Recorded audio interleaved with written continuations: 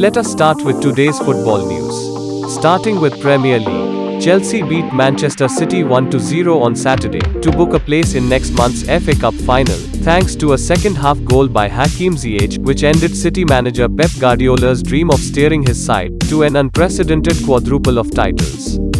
The win at Wembley leaves Chelsea coach Thomas Tuchel on course for a trophy after engineering a remarkable turnaround since he replaced Frank Lampard in January. Premier League leaders City's problems were increased by the loss of midfielder Kevin De Bruyne early in the second half with an apparent ankle injury, ahead of a busy end to the season for City, who have a Champions League semi-final against PSG and the League Cup final against Tottenham Hotspur. Thomas Tuchel hailed Chelsea's solidarity in Man City win as Hakim Ziyech strike books FA Cup final spot. He said, "You can feel the bond and the solidarity, the guys are ready to cover for each other." Chelsea have now kept 14 clean sheets in 19 games under their German coach. Sheffield United equaled the earliest relegation from the Premier League as their demotion was confirmed following Willian José's first goal for Wolves. Paul Heckingbottom, the interim manager, called for clarity from the club's owner. This ninth defeat in 10 league games mean United depart for the championship with 6 games remaining. Norwich City have won promotion to the Premier League for a fifth time after Brentford and Swansea's failure to win. The Canaries make an instant return to the top flight following relegation to the championship in the 2019-20 season. Only Watford, 8 points behind, can now deny them the second-tier title for a third time. It is the earliest they have secured promotion since their first in 2004. Next news is coming from La Liga. Barcelona have secured their first trophy of the 2021 season, thanks to amazing 4-0 Copa del Rey final win over Athletic Bilbao. The Catalan Giants remain on course for a La Liga and Copa double this summer as 4 second-half goals sealed a first piece of silverware as Barcelona boss for Ronald Koeman. Neither side created much in a low-key opening 45 minutes at the Estadio de la Cartuja, but Koeman's side burst into life just before the hour mark. Messi scored twice as Athletic Bilbao lost their second Copa del Rey final in a month, with Barcelona cruising to a 4-0 win in Seville. Messi climbed into the tribune after leading the 4-0 win and lifted the trophy high above his head and turned to his team on the pitch below. After the match, Messi focused on those who were not able to share in the celebration. He said, "This is a very special cup for me to lift. It is too bad we cannot celebrate it with our family and fans. But that is the situation we have to accept." Ronald Koeman was not getting ahead of himself after seeing his Barcelona team pick up their first piece of silverware under his management. He said, "It's a fantastic feeling.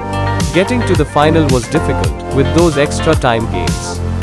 We are very happy and we deserve to win at least one trophy this season.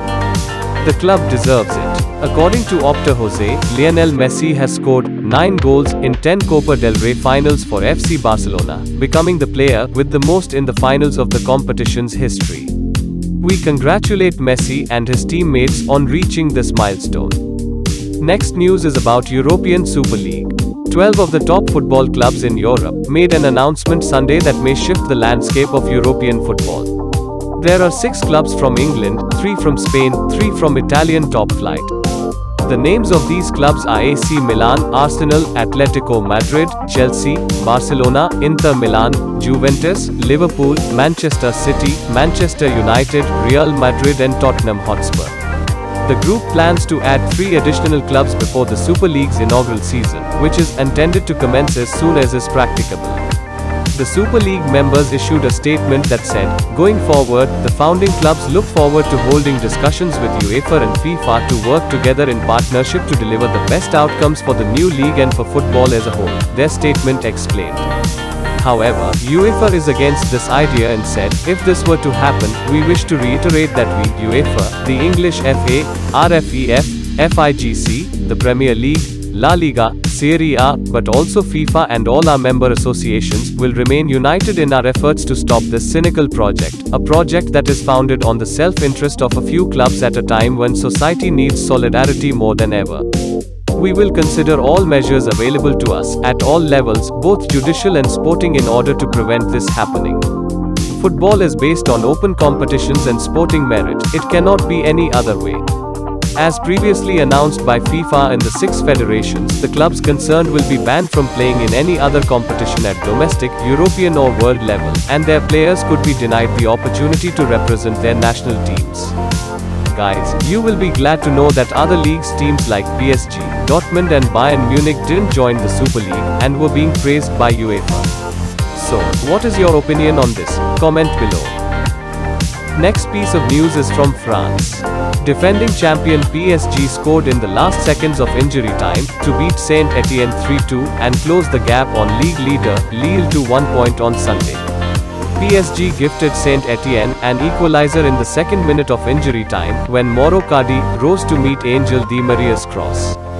3 minutes later, as the substitutes combined to give PSG a much-needed victory. There are only 5 games left after this weekend, in one of the closest title races for many years.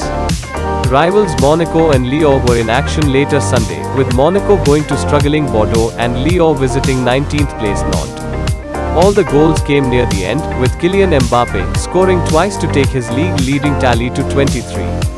PSG coach Mauricio Pochettino was without several key players. Pochettino's first game in charge of PSG was also against Saint Etienne in January, that ended in a draw, but he was somewhat fortunate this time. Next news is from Italy. Juventus slipped to a last-gasp 1-0 defeat at Atalanta on Sunday as Gianpiero Gasperini's side leapfrogged the champions into 4th place in the Serie A standings. Juve, missing Cristiano Ronaldo due to injury, struggled to break down the in-form host without its Portuguese talisman and was forced to defend for much of the second half against Italy's top scorers. It looked as though Juve had done enough to hold on for a point, but substitute Ruslan Malinovsky snatched a 5th successive league win for Atalanta in the 87th minute, sparking wild scenes of celebration.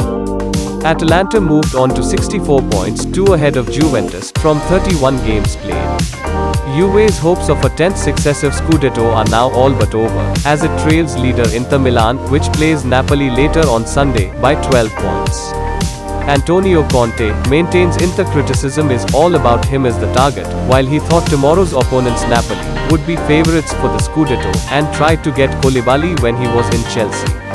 He said, "This is going to be a tough game and, as you all know, I have always put Napoli among the 2-3 teams who could challenge for the Scudetto to the end. Gennaro Gattuso is an excellent coach, and this is going to be a difficult test for us," said Conte in his press conference.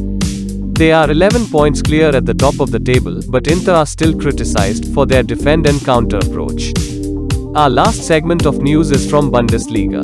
RB Leipzig's failure to beat Hoffenheim on Friday presented Bayern with the perfect opportunity to go 7 points clear at the summit, to which the record champions duly obliged. Bayern Munich took 3 points against a dogged opponent. While Wolfsburg mounted a counter-attack in the second half, Bayern held on and managed to take all 3 points. Bayern Munich have released a statement saying they disapprove of Hansi Flick's request to terminate his contract as head coach at the end of the season. Hansi Flick has 2 years remaining on his contract at the Allianz Arena, but he has been linked with the Germany job, which will be vacant after the Euros this summer. The 56-year-old head coach has won 6 major trophies at Bayern Munich since being appointed in 2019. Bayern are 7 points clear at the top of the Bundesliga, with 5 games to play, but they were knocked out of this season's Champions League at the quarter-final stage earlier this week at the hands of PSG. Borussia Dortmund striker Erling Haaland scored twice in 4 minutes on Sunday, ending his 7-game goal drought in all competitions, to help his team to a 4-1 win over Werder Bremen in the Bundesliga and revive their hopes of a top 4 finish. The 20-year-old Haaland tapped in his 23rd league goal of the season in the 38th minute to complete Dortmund's comeback with 3 goals in 9 minutes. By the way, we really like their special jersey. What about you? Comment below. So, that is all for today's daily news. Please like this video, and if you are new to this channel, please subscribe.